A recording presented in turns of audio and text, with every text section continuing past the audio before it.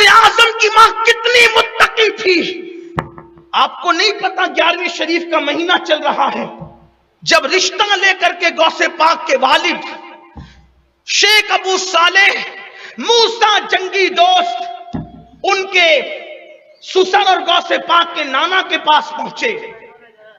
اور جب رشتہ طے ہو رہا تھا تو رشتے کے طے کرتے وقت گفتگو کیا ہوئی؟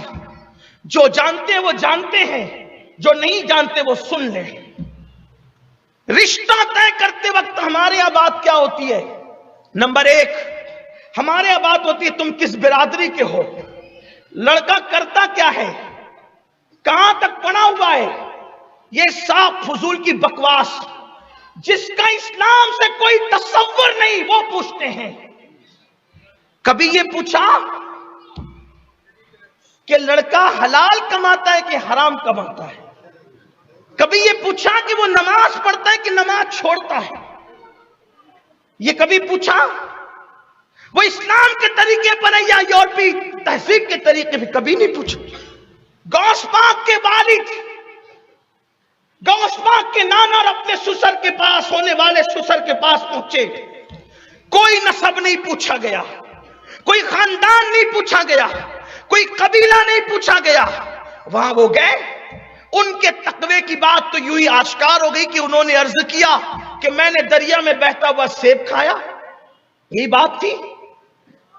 حضرت ابو صالح موسیٰ جنگی دوست کا تقوی حضرت سیدی عبداللہ سومئی سالار کے پاس یہ عیاں ہو گیا کہ جو دریا کا سیب کھانے پر بے چین ہو وہ کتنا متقی ہوگا. تو انہوں نے اپنے پاس چند مہینے رکھا کہ چیک کریں کہ صرف ایسی بات ہوا میں کرنے کے لیے آیا واقعی متقی بھی ہے. اس لیے کہ کسی کا تقوی ایک دن میں پتہ نہیں چلتا، اس کو کئی دن تک اپنے پاس رکھیں گے تبھی تو پتہ چلے گا. تو سرکار غوثیت مآب کے والد کو غوث پاک کے نانا نے مہینوں رکھا اور اس کے بعد جب دیکھ لیا ٹھوک بجا کر کے بہت متقی ہے تو کہا میری بیٹی ہے اس سے نکاح کرو گے؟ یہ سیب کی جو غلطی آپ نے کی ہے بے پوچھے کھانے کی، اس کی معافی اسی وقت ہوگی جب تم میری بیٹی سے شادی کرو. ایک سیب کھانے کی سزا کیا ہے؟ جو دریا میں بہتا ہوا سیب آیا وہ کھا لیا تھا پوچھے بغیر. کئی دن کی بھوک تھی، افطار کرنا تھا، روزہ افطار کرنا تھا، کھا لیا. آج تو میرا جوان کیا کیا کھاتا ہے، کبھی اس کے ماتھے پہ شکن نہیں آتا. ابو صالح موسیٰ جنگی دوست غوث پاک کے والد ایک سیب بغیر پوچھے کھا لیا. کئی دن تک مزدوری کی، باغ کو پانی دیا، باغ کی رکھوالی کی، جانور چرائے، اور اس کے بعد آخری میں یہ مصیبت ڈالی جا رہی ہے ظاہری طور پر میری بیٹی سے شادی کرو گے تو معافی ہوگی. لیکن بات اتنی ہے کہ میری بیٹی کے اندر کچھ کمیاں ہیں. کمیاں کیا ہے کہ وہ آنکھ سے اندھی ہے، وہ کان سے بہری ہے، وہ زبان سے گونگی ہے، وہ پیر سے لنگڑی ہے، وہ ہاتھ سے لولی ہے. اس کے ساتھ تمہیں شادی کرنی ہوگی. حیرت کی بات ہے. آپ مجھے بتانا گرے سے گرا بالکل نچلے طبقے کا انسان بھی اگر کسی بہت مالدار بہت شریف گھرانے کی بیٹی کے بارے میں بھی کہا جائے کہ وہ اندھی ہے، لنگڑی ہے، لولی ہے اور گونگی ہے، اس کے ساتھ تم نے نکاح کرنا ہے، وہ کہے گا اتنی بڑی مصیبت زندگی کی کہاں لوں. یہی تو بات ہے.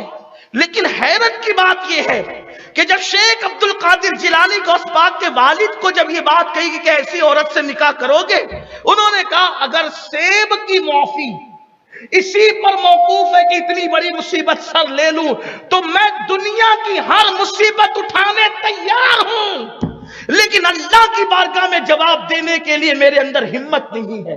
میں ایسی لڑکی سے نکاح کرنے کے لیے بن دیکھے کا تیار ہوں. اندھی بھی چلے گی، لنگڑی بھی چلے گی، لولی بھی چلے گی، گونگی بھی چلے گی، سب چلے گا، لیکن بس قیامت میں میری پکڑ نہیں ہونا چاہیے کہ میں نے بے پوچھے سیب کیسے کھا لیا. معاف کر دیں گے آپ اگر شادی کا؟ ہاں. کہا ٹھیک ہے پھر نکاح کر لو. نکاح ہوا. حجرہ عروسی میں آئے تو کیا دیکھا؟ ایک چاند کا ٹکڑا ہے. ایسا لگا جیسے چاند اتر آیا ہے زمین پر، اس لیے کہ وہ کوئی معمولی خاندان کی عورت نہ تھی، وہ رسول اللہ کے خاندان کی عورت تھی، حضور کے گھرانے کی بیٹی تھی. ان کا سلسلہ نسب امام حسین سے جا کر کے ملتا تھا. حسن تھا، جمال تھا. کوئی دوسرا جوان ہوتا تو اس کی کیفیت کیا ہوتی؟ لیکن غوث پاک کے والد چاند سا ٹکڑا اجرے میں دیکھ کر کے مصلی بچھا کر نماز شروع کر دی. ایسا لگتا ہے جیسے لڑکی غلطی سے بدل گئی. آج اس کو ہاتھ نہیں لگانا کیونکہ جس کے ساتھ رشتہ طے ہوا تھا یہ وہ نہیں ہے. وہ تو اندھی تھی، اس کی تو آنکھیں.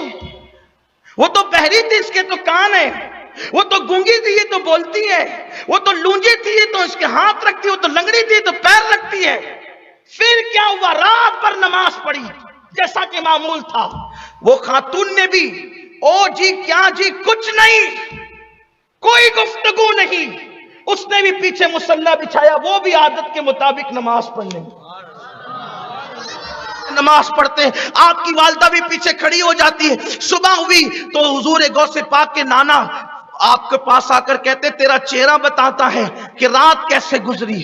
ہاں کہا اچھی گزری، مگر تم نے اپنی بیوی کا منہ نہیں دیکھا؟ کہا ایک جھلک دیکھا تو خیال آیا کہ غلطی ہوئی ہے دلہن کے پہنچانے میں. کہا کیا مطلب؟ کہا آپ نے تو اندھی کہا تھا لیکن وہ تو اکھیاری ہے.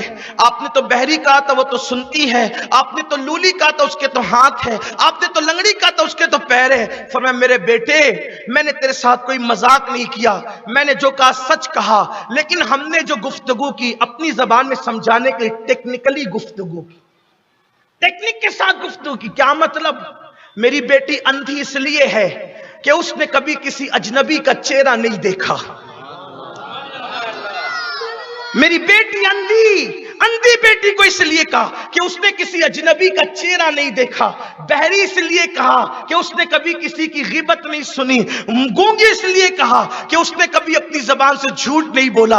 اور لولی اس لیے کہا کہ اس نے اپنے ہاتھ سے کبھی ظلم نہیں کیا. لنگڑی اس لیے کہا کہ اس نے کبھی باپ کا آنگن نانگ کر کے باہر کی دنیا کو نہیں دیکھا، وہ باہر چل کر نہیں گئی. وہ تیری ہی بیوی ہے. جو میں نے کہا تھا وہ سچ ہے، جو تو نے دیکھا وہ بھی سچ ہے. اب آپ مجھے بتائیں مسلمانوں کی بیٹیاں کیسی ہوتی تھی کہ ان کی عمر کا حصہ 40 سال کی عمر کو پہنچ جاتی تھی لیکن کبھی وہ بیٹی کسی اجنبی مرد کا چہرہ نہیں دیکھتی تھی. اور آج کی بیٹیوں کو کیا ہو گیا؟ آج کی بیٹیاں تو معاذ اللہ سب کی بیٹیاں ایسی نہیں لیکن حالات رلا رہے ہیں، خون کے آنسوں میں حالات رلا رہے ہیں.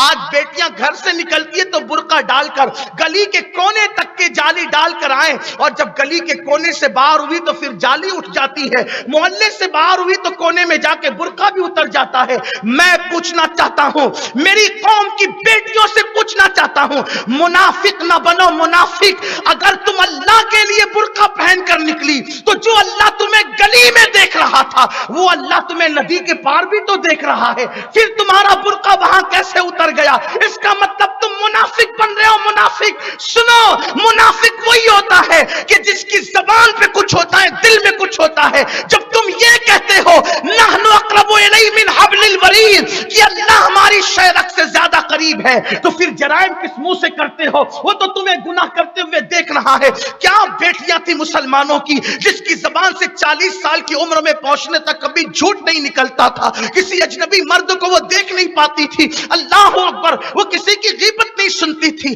آج جرائم کا حال تو دیکھیں، اللہ اکبر. بیٹیاں بھی جرائم میں مبتلا ہے اور بیٹے بھی جرائم میں مبتلا ہے. تو میں عرض یہ کر رہا تھا میرے آقا صلی اللہ علیہ وسلم کے دیوانوں اور اے سیدہ فاطمہ کی کنیزوں، اپنے بچوں کی صحیح تربیت کرو. اگر باپ صالح ہو اور ماں خیر پر ہو تو پھر بیٹا ولی پیدا ہوتا ہے. لیکن اگر باپ ابو صالح ہو اور ماں ام الخیر ہو تو پھر بیٹا ولیوں کا ولی سید الاولیاء غوث العظم دستگیر بن کر کے پیدا ہوتا ہے.